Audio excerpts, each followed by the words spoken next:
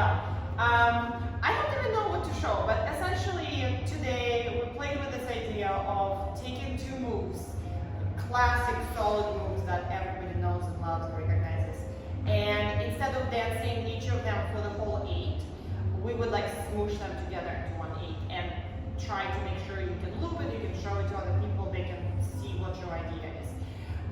For example, if we took follow the log and I'll do it, for example, 8, 1, 2, 3, 4, 5, 6, 7, 8, 1, 2, 3, 5, 6, 7. So the combo takes an 8 and you can loop it forever.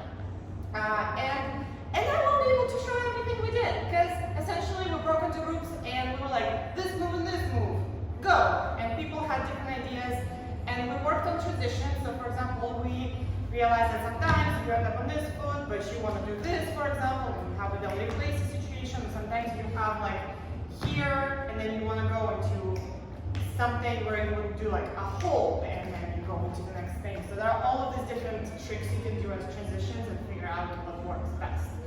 And then we also talked about how some moves just gotta be starting on even beat, some need to be starting on odd beat. Where it is in the 8 doesn't really matter, but you do want to keep that true.